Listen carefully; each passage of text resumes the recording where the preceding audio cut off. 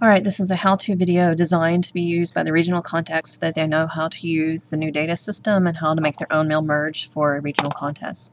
Step 1 is you've been given a link to a folder.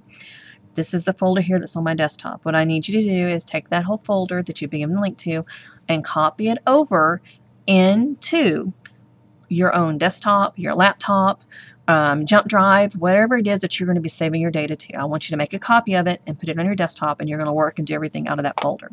So I've taken it, I've made a copy of it here. Inside here, you'll find all the data and the information you need. The biggest one for y'all is how do you find your student's member number. Give this one to your teachers or give them the link to the video. I really don't care. And this shows them how to go, how to log in, and then how they can find the ID numbers and use those ID numbers, because those need to be done and put in to the database. Okay, step 1, I like to tell people go ahead and open up the Word document. Just plain Word, plain Excel. That's all we're dealing with. Make it a little bigger. And the first thing I'm going to do is I'm going to rename it. So I'm going to use my region as an example. Here's Brazos Valley TSA. Do save as instead of XYZ. Now it's going to become, and hit save. Alright, minimize it out. Then I'm going to open up the Excel file. And let's make this bigger too. And inside the Excel file, you'll find 5 already been given to you. Now, obviously, you're going to want to delete these and put in your own region's information. But for what I'm going to show you, I need to have some data fields to show you for everything. So, number 1, get all your data in. So, either have your teacher submit, or if your region is small enough, you only have, I don't know, 50 to 100, and you can manually write them in. Whatever works for you, but the method that you send to me from your region is going to have to be in that Excel file, and it's going to have these data fields.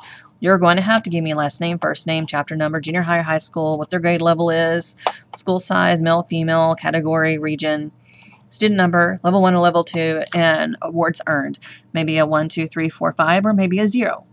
I have to have all these. And then for state contest, I will go through and I will do the sorts and do what I need to do. Now, I'm just going to pretend that I have this done. So what I like to do is once I have all my entries, whatever they may be the, I don't know, 5 to 5,000, I don't know, whatever you have, go through and delete the rows that you don't need. So I'm going to delete those rows, so I just have those 5. And then I'm going to highlight the area. So again, don't forget, if you got your awards earned, you need to sort this. I'm showing as if you were going to do this before you start doing the regional. And I'm going to go to sort, and I'm going to do a custom sort. So the first thing I want to sort by is I want to sort by chapter number. And then let's add a level, and then I want to sort by, say, grade level. And then I want to sort by last name. You can even go through, if you wanted to, you could sort by junior high, high school, whatever you want to do. Whatever works best for you for methods and purposes. So here it is by junior high school. It's sorted by chapter number, grade level, all the information is there. And do a save as and save it to yours. My advice is to save often when you're working. So this has been saved. Okay.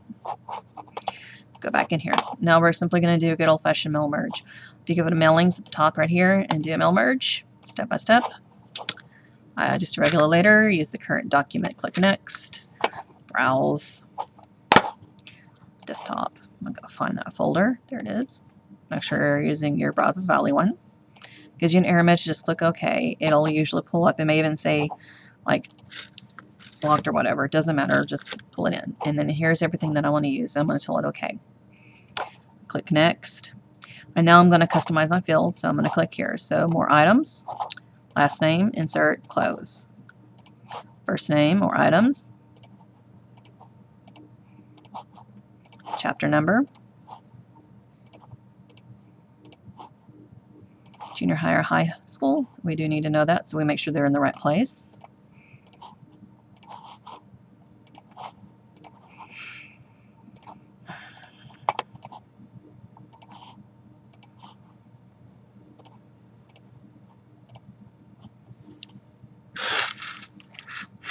Delete and do it again if you do the wrong size. So I need school size, insert, close. Category number,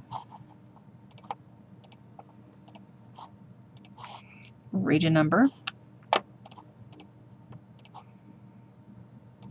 student number, and level 1 or level 2. So I have everything that I need so that I can print these out and hand them to the people. My goal is, what I'm going to be doing once you give me the data, is to print out all the level 1s on one color, all the level 2s on one color, and all the on-sites on a different color. Because as you know, when you look in the rules book, the on-site events, there's no level 1 or level 2, they're just straight on-sites. So I want to try to do that in an attempt to make it easier for the students to understand what they are. And if I go through here and all this is on here, in theory, it should make them a lot easier for students to understand where they need to go and what it is.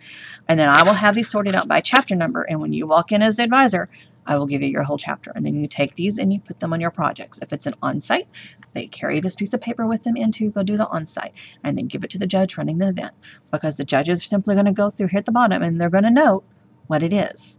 The judges will also be giving a master printout for each separate category number. So whatever it may be, each category number for level 1s and level 2s, this is why it's so important, because you know there's different awards if there's level 1 and level 2, and they'll write down on that, give me that, and then my students and I will code it into the system so that we can run a report so we know what's going on. I did add a section here at the bottom for judges' comment to help students improve, because this was asked to be added. So it's here, and we will remind the judges, please use positive reinforcement, positive criticism. For an example of the NQE books, maybe their notebook's a little ratty, and you say, hey, you've got a really awesome project, but your notebook doesn't look professional. You need to work on get you a new notebook, make sure you got all your dividers, make sure it's color-coded, whatever they feel that they need to tell you. If it's a photograph, and they look on there and say, hey, this is a really good photograph, have you thought about printing it on matte instead of gloss? I think it would look better on a matte. Whatever they may want to put in there. They may say, hey, you missed a spelling on blank, blank, blank when they were doing, for example, a brochure. Whatever it may be, they can put that here. And then that way the students have it to go back to and refer to. So I'm going to hit next, and I'm going to tell it to complete the merge, and I'm going to do a print. I like to print to PDF first because I want to make sure I have a little bit of a control issue that it does look the way I want it to look before I print it to my printer. And like I said, my goal is to take all of these, everything you sent to me, sort it out, and then I will print for each chapter. That way when chapter checks in, I can hand it to the chapter. So part of your check-in process is you will receive these at check-in. So please make sure you check in, for the love of God, please. So here you see. So here is level 1, level 2. Everything is in here. And see, there's all 5 of them. And then I can simply take this and then I can print it out onto the colored paper. And then again, you pick it up when you come in. And it's just that simple. That's the hardest part. The hard part I usually find is actually getting your data from your teachers and your students correctly. If they're level 1, level 2, etc. Yes, I know level 1 and level 2 do not matter for on-sites. Am I going to really worry about level 1 or level 2 being on there for the on-sites? No, but I would prefer to have it on there just so in case, for whatever reason, they want it for a report, it's there. The main thing where level 1 and level 2 applies, as we know, is for the projects, not for the on-site events. If you have any questions, please do not hesitate to contact me at my email. You can get a hold of me or Jennifer, my assistant director, both of us, either one of us. Answer the email right there at TxTSA.contest.director@gmail. And either one of us will be able to answer your questions and help you out with whatever's going on.